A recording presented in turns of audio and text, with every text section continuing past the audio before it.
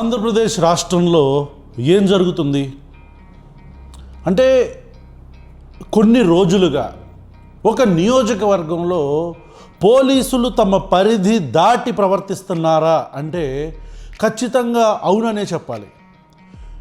ఒక రాజకీయ నాయకుడు, ఒక పదవిలో ఉన్న ఒక ఎమ్మెల్యే, అంతకంటే ముఖ్యంగా ఒక డిప్యూటీ స్పీకర్, ఉపసభాపతి పదవిలో రాజకీయాలకి అతీతంగా ఉండాల్సిన ఒక వ్యక్తి పూర్తిగా రాజకీయంగా ఒక మతానికి కొమ్ము కాస్తూ, ఇక్కడ మతానికి కొమ్ము కాస్తూ అనేదానికంటే ఒక వర్గాన్ని మాక్ చేస్తూ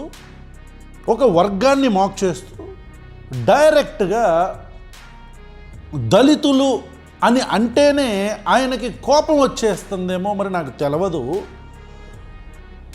వాళ్ళని ఇవన్నీ చెప్పే ముందు ఒకసారి ఒక వీడియో చూడండి మీరు.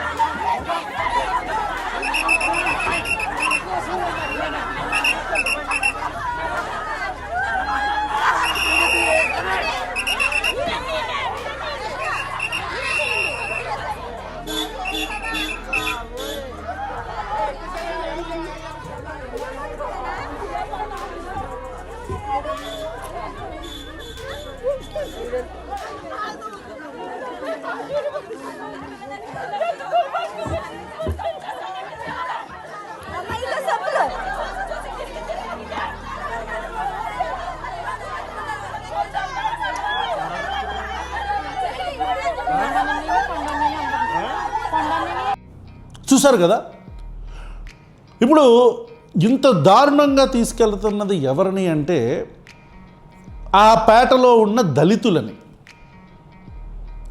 ఇది ఉండి నియోజకవర్గం ఆకువీడు టౌన్, ఆకువీడు పట్టణం, ఆకువీడు మండలంలో ఉన్న ఆకువీడు పట్టణంలో పెదమాలపల్లి అంటే పెద్దపేట అంటారు, పెదమాలపల్లిలో జరిగిన ఉదంతం ఇదొకటే కాదు, అక్కడ జరిగిన ప్రతీదీ కూడా డాక్యుమెంటెడ్గా ఉన్నాయి. అంటే పోలీసులు ఎట్లా వ్యక్తులని అక్కడి నుంచి ఇళ్లలో నుంచి తీసుకెళ్తున్నారు అని. వాళ్ళు తీవ్రవాదుల, వాళ్ళు ఎవరు? ఒక పేటలో మొత్తం ఉన్న మగాళ్ళని లిఫ్ట్ చేసి ఆడ మగ తేడా లేకుండా ఆడవాళ్ళ మీద కూడా బైండ్ ఓవర్ కేసులు పెట్టి ఎక్కడో పక్క నియోజకవర్గం అంటే భీమవరంలో ఒక చిన్న సభ పెడితే రౌండ్ టేబుల్ కాన్ఫరెన్సు. ఆ కాన్ఫరెన్స్కి ఆ పేట నుంచి ఆటోలో వెళ్తున్న ఆడవాళ్ళని మళ్ళీ అక్కడి నుంచి డైరెక్ట్గా ఆటోలని పోలీస్ స్టేషన్కి తీసుకెళ్ళి వాళ్ళని అక్కడ నిర్బంధించి బైండ్ ఓవర్ కేసులు పెట్టి, ఇది అసలు ఆంధ్రప్రదేశ్ రాష్ట్రంలో ఏం జరుగుతుంది? ముఖ్యమంత్రి నారా చంద్రబాబు నాయుడు గారు ఇదంతా కూడా తెలిసి కూడా తెలియనట్టు ఉంటున్నారా? ఉండి నియోజకవర్గంలో రఘురామకృష్ణరాజు గారు చేస్తున్న ఈ పనులు నందమూరి తారక రామారావు గారు నిర్మించిన తెలుగుదేశం పార్టీని ప్రస్తుతం నడిపిస్తున్న నారా చంద్రబాబు నాయుడు గారికి ఇది కనిపించటం లేదా? అసలు ఇష్యూ ఎక్కడ మొదలైంది?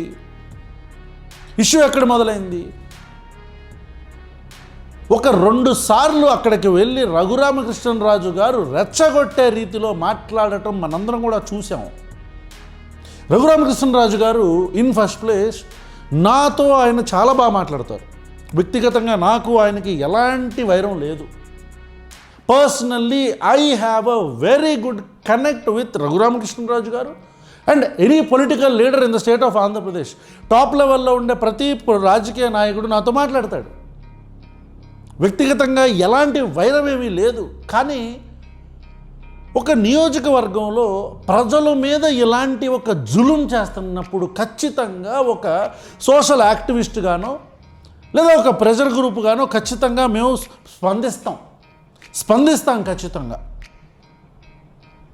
ఇది రఘురామకృష్ణరాజు గారికి మరి దళితులంటే వ్యతిరేకత లేదా ఆ దళితపేటలో ఎక్కువగా క్రిస్టియన్స్ ఉన్నారు అని ఆ క్రిస్టియన్స్ అంటే వ్యతిరేకత. మరి నాకు తెలియదు, కానీ ప్రతి మనిషికి ఈ భారతదేశంలో ఏ మతాన్నైనా పాటించే హక్కు ఉంది. కానీ కులం ఆల్రైట్.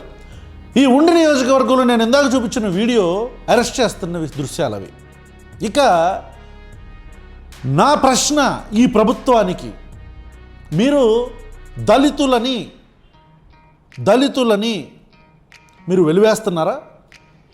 ఈ ఆంధ్రప్రదేశ్ రాష్ట్రంలో ఎన్ని సంఘటనలు జరుగుతున్నాయి. నిన్న కాక మొన్న కుందాలపల్లిలో అరే వాళ్ళు శవాన్ని తీసుకెళ్తుంటే, దళితులు చనిపోయిన వ్యక్తిని తీసుకెళ్తుంటే కనీసం ఒక లాస్ట్ రెస్పెక్ట్ కూడా లేకుండా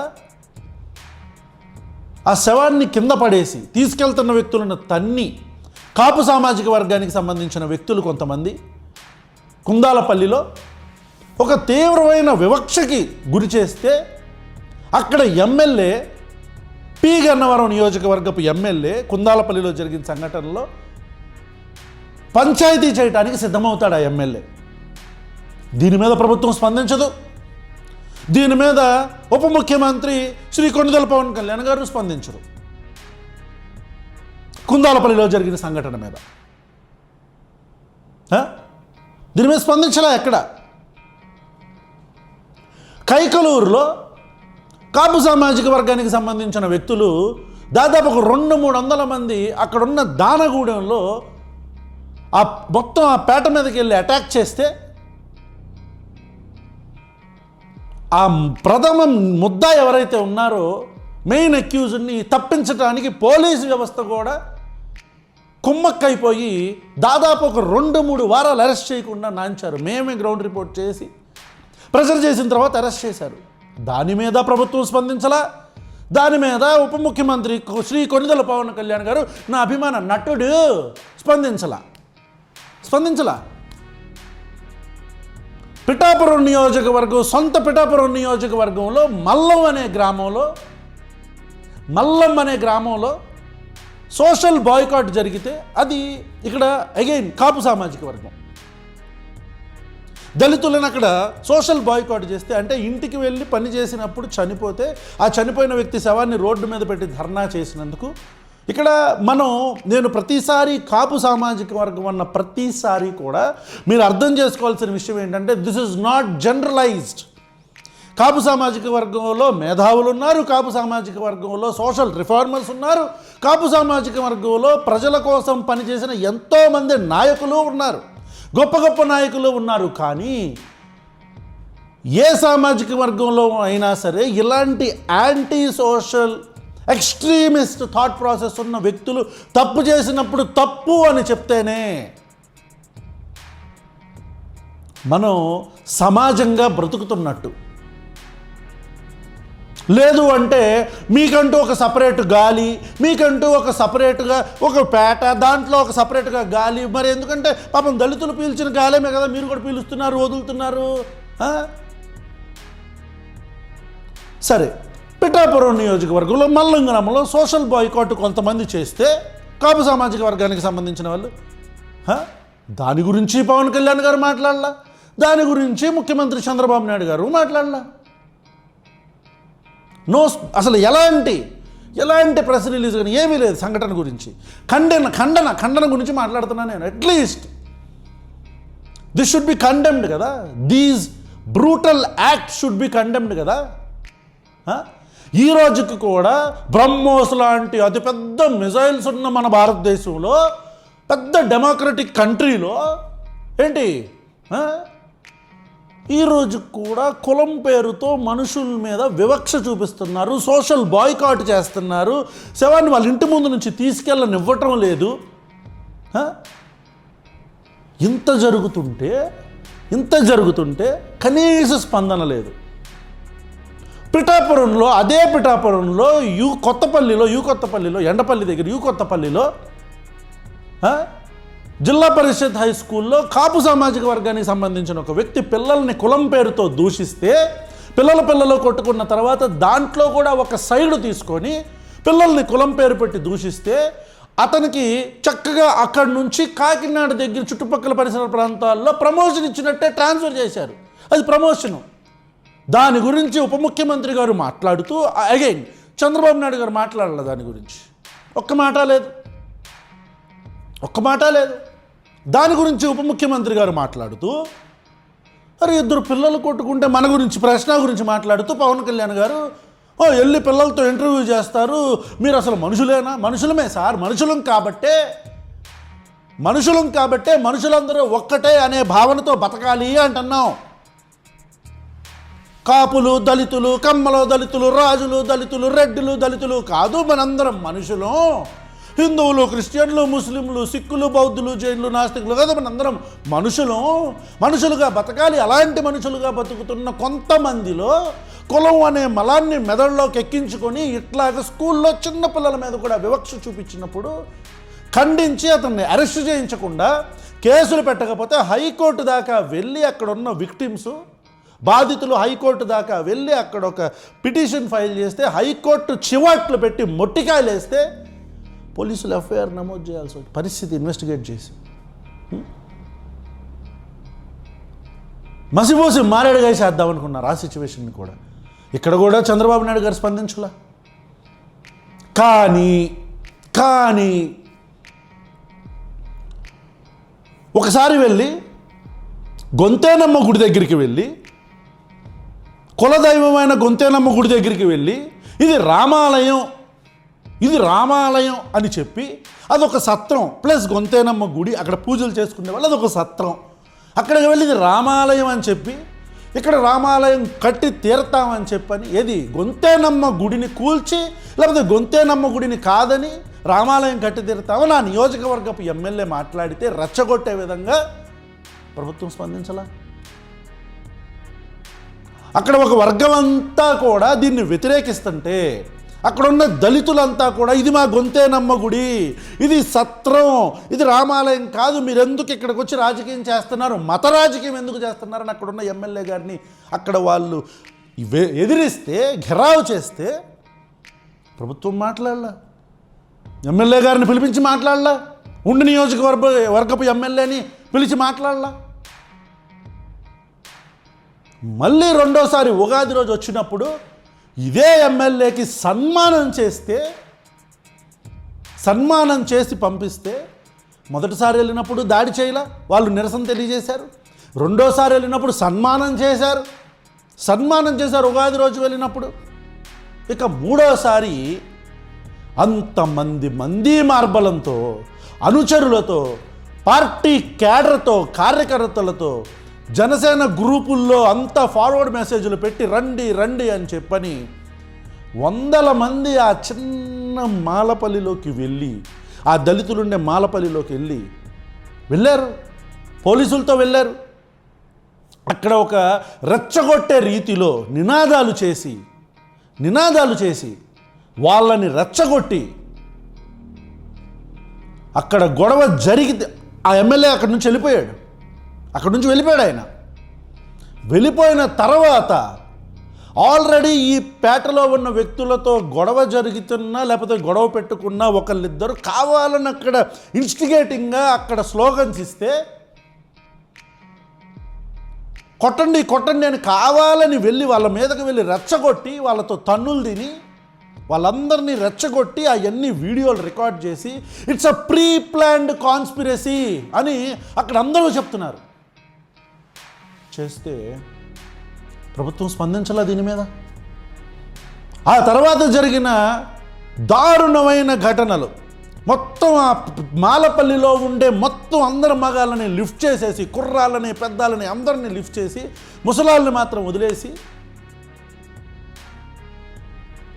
ఆడవాళ్ళని కూడా కేసు పెడతానికి వెళ్తే కేసు తీసుకోకుండా రాత్రి 11:30 దాకా ఎవడిచ్చాడు మీకు అధికారం ఆడపిల్లలను అంతంతసేపు పోలీస్ స్టేషన్లో పెడతానికి? ఏ చట్టం చెప్తుంది మీకు? అంటే మీదేమన్నా డిక్టేటర్షిప్ అనుకుంటున్నారా? నిరంకుశత్వం అనుకుంటున్నారా? అంటే ఎవరు మాట్లాడట్లేదు కాబట్టి మన ఇష్టం వచ్చి మన చేతిలో అధికారం ఉంది కాబట్టి అధికారం ఎప్పుడూ శాశ్వతం కాదు అని ఈ పనులు చేయిస్తున్నా పోలీసులు కానీ నియోజకవర్గపు ఎమ్మెల్యే కానీ ఎవరైనా సరే గుర్తుపెట్టుకోవాలా, అధికారం మారిందా,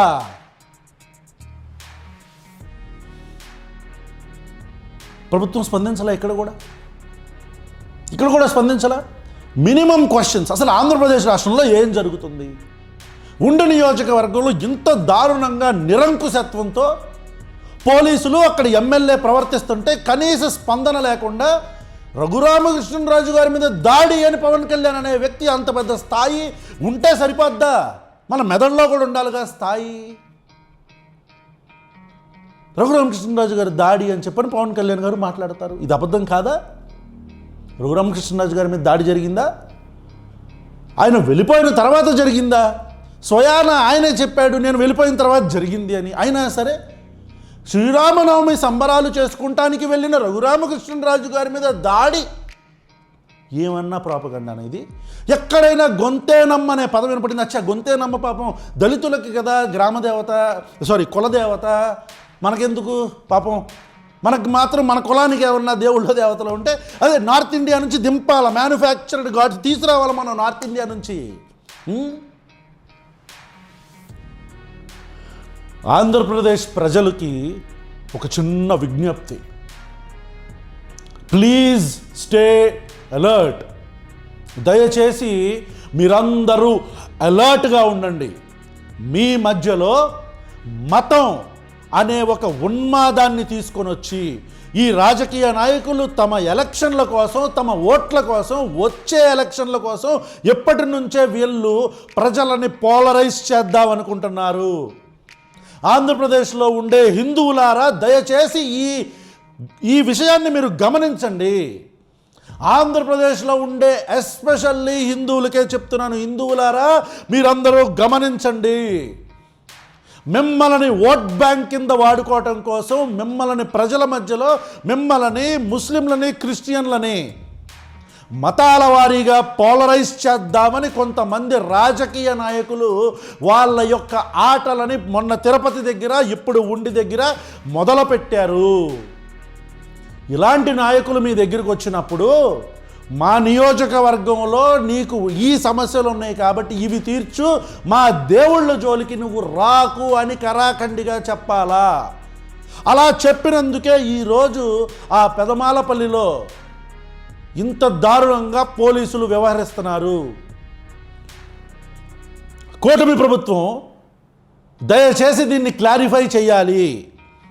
మీరు దళితులని, క్రైస్తవులని, ముస్లింలని వీళ్ళందరినీ కూడా మీరు మీ రాష్ట్రంలో ప్రజల కింద భావించట్లేదా?